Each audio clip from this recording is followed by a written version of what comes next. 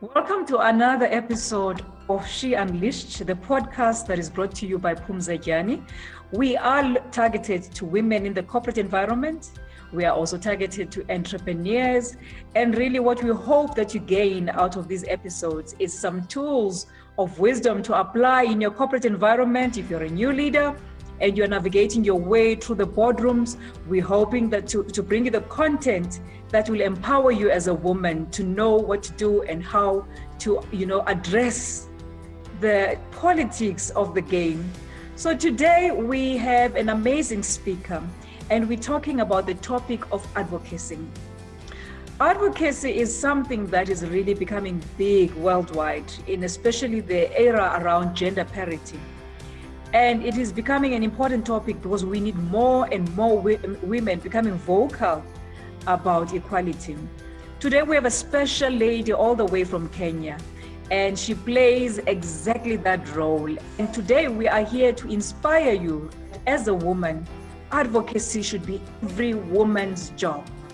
Today I have a pleasure of introducing you to Sally, who is a brand strategist. She's an advisor.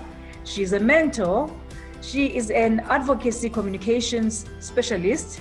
She won the award for the UN Women WEPs Campaign Award for 2019. She is also East Africa's Woman Leader Award winner for 2020. Sally, welcome, and it's such a pleasure to have you today.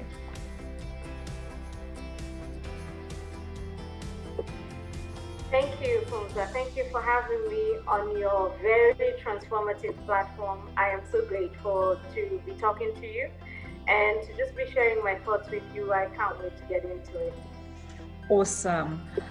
Sally, your profile is so busy with everything around advocacy of women. You advocate for women to be more involved in manufacturing. You're involved with the UN, you're involved in a number of platforms where you're putting forward the importance of the inclusion of women. Where does this come from? What inspired all of this involvement and engagement in all these platforms, Sally? So, I work for the Kenya Association of Manufacturers at the moment, and I am in charge of the communications and marketing for the association. The association is really the voice of industry in Kenya and has been for the past 62 years. So a huge chunk of what I do on a day-to-day basis includes advocacy and advocating for businesses to have a better environment within which they can operate and be productive and thrive. But as a person, I come from a long line of very strong-willed, strong personalities, women. The woman that I'm named after, who's the mother of my mother, is a very, very strong woman. One of those women who used to feed children of less fortunate families in her community, even when she wasn't herself very rich, but no one would come to her homestead and go away hungry. She would get together the women in her community and they would start what we call merry-go-rounds. I'm sure you know those, like little groups where women get together, whatever little money they have, and help each other out, whether it's taking somebody to hospital or somebody has suffered a misfortune, and they would contribute towards it. So my grandmother was a very vocal, very strong woman. And my mother followed, not very vocal, but also very, very forthcoming in her willingness to help and uplift and open doors. And so coming from such a long line of those kinds of women, I think I just found myself at this, there was absolutely no other way for me to go. I think in every role in my life that I have taken, I have always circled back to the issue of women and trying to uplift women and trying to open doors for each other and trying to hold each other through whatever is going on. So I think that's the background for me as a person. I just find myself here, and I hope to carry it forth whichever way I can. That is an amazing story, because you actually had these icons that you looked up to who made this seem easy. Now, tell me, the misconception is always that there must be resources around you in order to do advocacy work. And you find that a lot of women, they resist that role because there's a feeling that, firstly, will people listen to me? Will people buy into my story? And the second one is the feeling that you should have resources or access to resources in order to galvanize women and to be vocal around women's issues. What has your experience been like, Sally? I think there's a lot to be said about the existing networks of women all trying to achieve the same goals of women empowerment and making women visible. And I would say that to anybody who's looking at starting any advocacy or just trying to find their voice to speak out, why not tap into those networks and use that as a linchpin or use that as a stepping stone to do what it is that you need to do? So what I'm saying is that there's actually existing networks of women doing this that would be a strong foundation for you, that would be open and ready to support you to find your voice, because we all have something to say, right, in this world. It's just that we have to say it uniquely. Different people will, using their language and who they are and their personality, access different audiences. And so for you to access the audience that you want, to have the impact that you want to have, maybe you can immediately look at the networks that surround you that have already been doing this historically, but are open for new and fresh voices to come in and amplify what they are already doing. So there's something to be said about existing female networks and the role they play in uplifting young voices or new voices into this arena of women empowerment and trying to help women find agency. Other than that, of course, resources is a big thing. But other than that, you yourself can be a resource. And how you can be a resource is by reading, read a lot, give yourself the knowledge and the background on what it is that you want to speak about. If I want to go and speak about manufacturing, for example, I have to have the historical background on what it is that that curtails women to participate in the manufacturing sector. And in doing so, in having the knowledge, the background knowledge, of course, reading from people and other women who've written about this before, other men who support the agenda of women empowerment, who have written about these things, you yourself become a resource. And then you find that other resources gravitate towards you because you then present your value. And again, I think everybody has their value to the world. Find out your niche.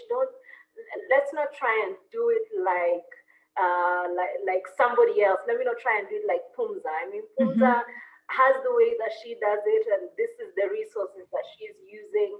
I need to find the way that I will do it that will gain impact and that will be fulfilling for both me and the people that I am trying to intervene for. So sometimes I say some things like language really matter. Because you find that in Africa, we have so many languages, but we use only 4 at most, or 5 to communicate. But maybe the people that you need to reach out to speak a different language. Maybe the people that you need to reach out to speak Kikamba, for example. So maybe that is the language. If you're fluent in it, how can you equip yourself to speak in that language, to reach, for example, policy makers with that language, to reach the audiences and the people and the cultural gatekeepers in that language, to bring them into the fold and into your vision of supporting and empowering women. So everybody has a role to play. Find your niche, find your language, and then make yourself a resource as well. I love what you're saying, because there's always a feeling that there are all of a sudden all these women coming up, and it feels like there is everyone doing there's everywhere someone doing something around advocacy. But I like how you articulate it to say, like, we can all be doing it, but we appeal to a different audience. We appeal to a different cultural norm. We speak a language that can resonate with different people and platforms. The languages are important as well. And until the work of equality is achieved, we can never say that they are more than enough. I like what you're bringing across as the discussion there. Now tell me, what is the reaction of women when you are standing up front and being an advocate for something that you truly believe in the manufacturing space? What do you find is the responses from women? And I'll tell you why. I'll tell you that in my experiences, sometimes you see the excitement initially, and then sometimes you see a bit of the resistance from the women, or the lack of confidence in taking up some of the opportunities. How are you finding it in the manufacturing space? What is the response like?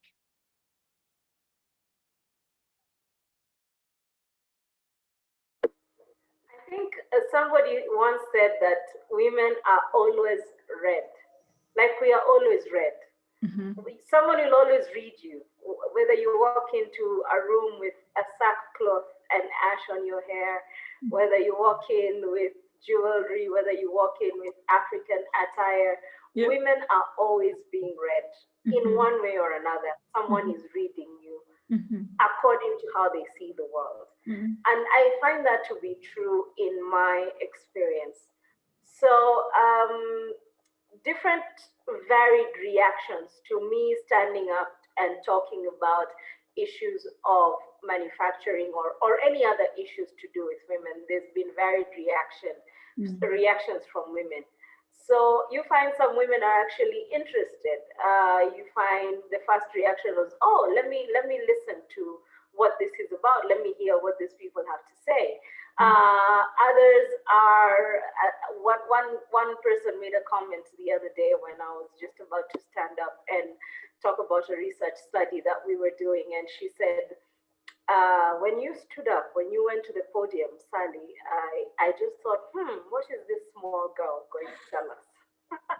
And then you surprised us, and you did this research study thing, and you really explained what it is that you had come to present. But I'm just saying that on the onset, she saw a small girl and wondered what it is that the small girl was going to say. Never you mind that I am actually 37 years old, going into 40. I am anything but a small girl. But as I'm saying, Pumza, women are always read. Someone will look at your body, the way you're dressed, and they'll be like, this is a small girl. What does she know? What is she coming to tell us? Others will not, thankfully, and they'll be more gracious to you, and they'll be more open to what it is that you're coming to say.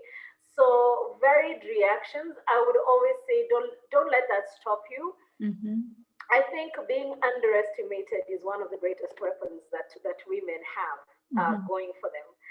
When somebody underestimates you, you have the opportunity to show up, to fully show up.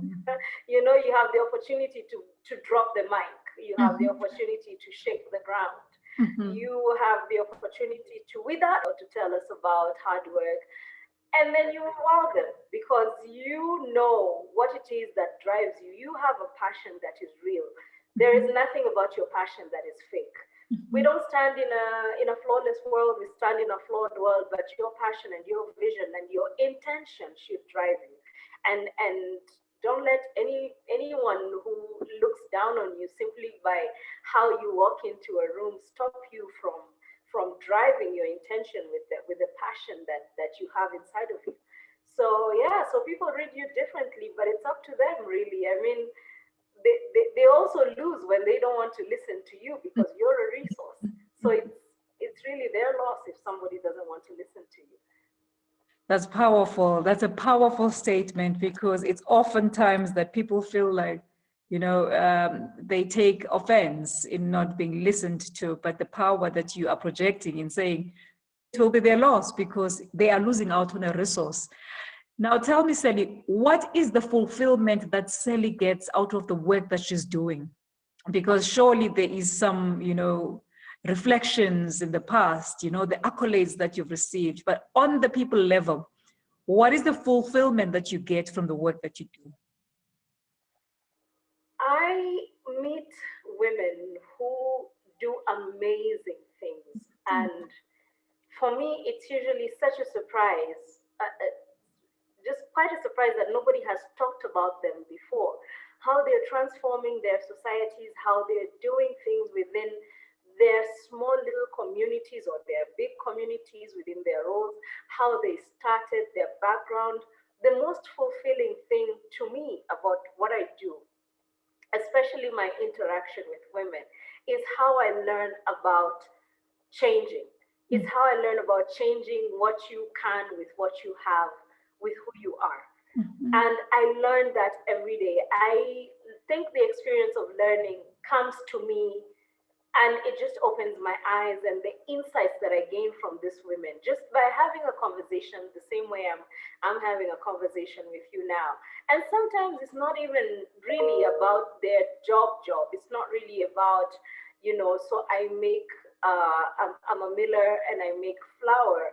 It's about what goes into this process. Mm-hmm. How many bureaucracies do I have to fight to get my end product? How many stereotypes do I have to overcome to get my brand out there in the market and be able to sell? How many mornings do I have to get up and fight self-doubt and be able to accomplish what I need to accomplish for myself and for my children? How many years do I have to talk myself into becoming the strong woman that I know that I can be? So it's really what goes into the process of making this whole thing, that this flower that you then go into the shopping center and buy. There's just so much that has gone into it.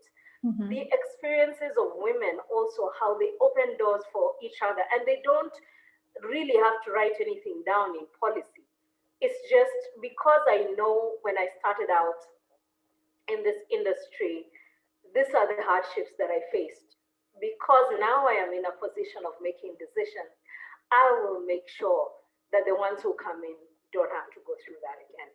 So it's a very conscious thing with a lot of women that I have seen, where there's women in decision making places, where there is women who have made it to such places. They have a consciousness around the unique needs of young women trying to make it, trying to pave their way in this world.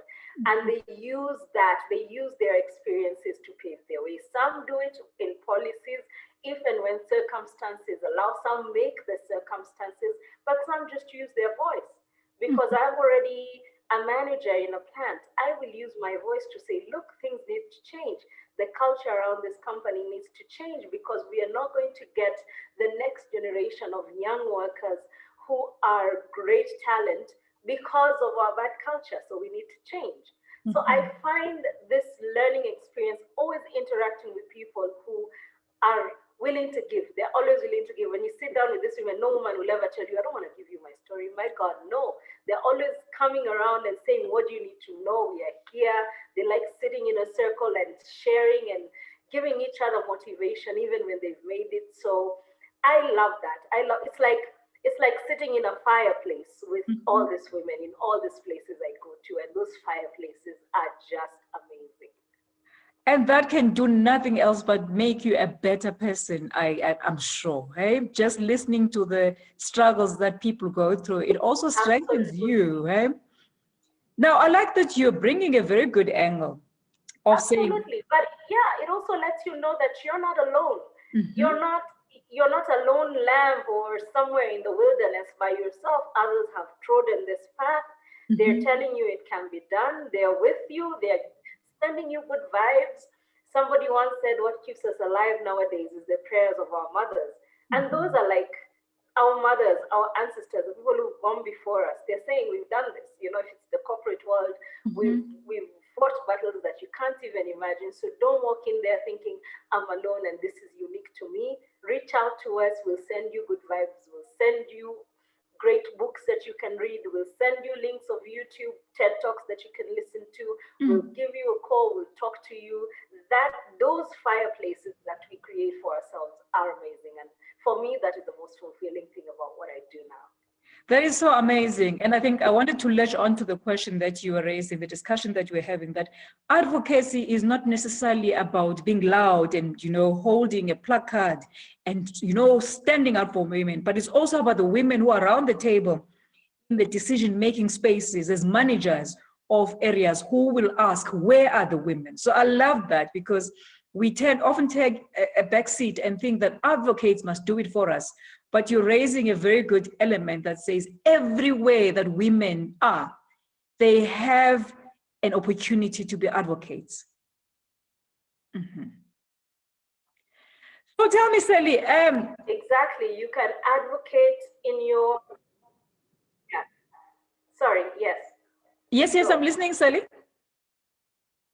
No, I was just saying that you can advocate in whatever space you're in. You can advocate in your own voice. You don't have to acquire another voice to be able to be called an advocate. You can advocate with your pen, write something that is advocacy too. You can advocate with your body, go out there, do artwork, do painting, be a model. You've seen plus size models, you've seen models that are not in what people call mainstream beauty standards. They are now going out there and advocating with their bodies and saying, there's this other populations of people that need to be listened to. So advocate with everything that you have. It doesn't have to be your voice or going out there and, as you say, carrying placards. There are those that do that, and God bless them for the work that they do. But then there is other things that you can do around advocacy to add on to what they are already doing, and then creating an understanding of equality in the world. Tell me, Sally, now, with all of the profiles that you hold together, because you hold quite a vast number of profiles, how do you re-energize yourself? Because it must be exhausting to be involved in all of these areas. And I do get a sense of what lights up your fire, because you did mention that it's the pockets of fire that just re-energize you. Outside of work, what does Sally do to keep herself grounded and to be re-energized?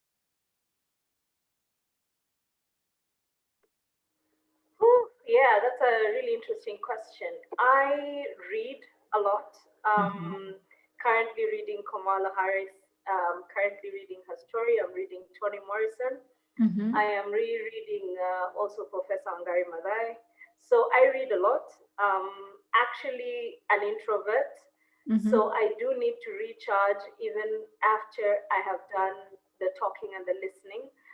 And I do hang out with my best friend. She's an amazing person. She's very grounded as well, and she reminds me that, okay, above all of these things that you're doing, there's also the personal growth that you need to tend to. There's also these sides of yourself that you're neglecting, and you need to go back to that. And there's my mother as well. So I talk to my mother a lot. My family, we're very close knit. We spend a lot of time together. So there is that, and yeah, I think that's pretty much it. I reach out to the people close to me to tap into their strength when I feel that I am running out of strength. But then I also have some quiet times to myself where I read. I travel. I go to the coast of Kenya. I should welcome you to Mombasa. I don't know if you've been. But Absolutely. come to Mombasa, come to Diani. We have the best beaches in the world. Yeah, so we have the best beaches, and just going out and having just a weekend or a 4-day day at the beach, quiet, in the waves, in the sea. It's amazing. And I do that from time to time when I can. Awesome. And then one of your titles is also a mentor. Who is your target? Who are you mentoring, and what is the context of the mentoring with your mentees? Okay, so I work with a group of young, very, very talented ladies in my team, and it is within that context that I have been able to mentor them to tap into their skills and into their talent and into what they can bring to the team in order for us to accomplish what we need to accomplish in terms of the communications and marketing mandates that we have for the organization. But other than that, we have created a friendship out of our working relationship. And I think that is where the mentorship comes in, is what I learned, I pass it on to them, but I also learn from them. So I think nowadays that's how it works, is you open up your mind to also learn something from somebody younger than you. A lot, of course, of other mentorship opportunities just come to me. So I don't necessarily say I am targeting 17 to 24 know. It's just, I do my work and then people come to me and say, I like what you're doing. Do you think you can speak me through what it is that I'm trying to achieve? So some of the mentorship relationships that I've had, or some of the mentees that I've had, have been maybe short term. They're trying to accomplish something in the next 3 months. Can I talk them through how they think they can do it? And then we go through a work plan, and that happens. Some of it is longer term, as I said. So for example, the ladies that I work with, that is a longer term mentorship situation that continues to make them better, to meet their mandate, but also just better people in general. And they make me a better person, because the more you share, the more you give yourself the space to learn. So I do not really seek out the opportunities, but anybody coming to me and saying, I've seen what you do, and I think we just get onto it, and I take you through what it is that I can, to whatever point I can, and from there, you decide if you've learned or you would like more. So that is how I do my mentorship. It's usually very off the cuff, and we end up just forming good friendships as we go along, and just networks, so that it's, whether it was a long-term thing or it's a continuous, it's short-term or continuous, we are always linked by the fact that we share knowledge, and we are always within reach of each other to tap into each other's strength, or into your knowledge, or into your networks, and just open up spaces for each other. So I think that's how I would describe it. Tell me, what would you advise someone who is looking at taking up advocacy work?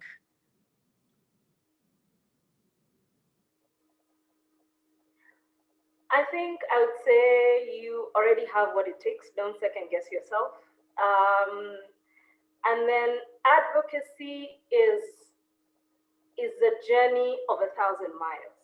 So it's not the kind of thing that gives you immediate, quick solutions and relief there and then. I think it's hard work, it's repetitive sometimes, but it's something that you have to keep going with, because if you give up, then it first and foremost, you will not find any fulfillment, but then also think about the people who will be learning a lot from what you're doing.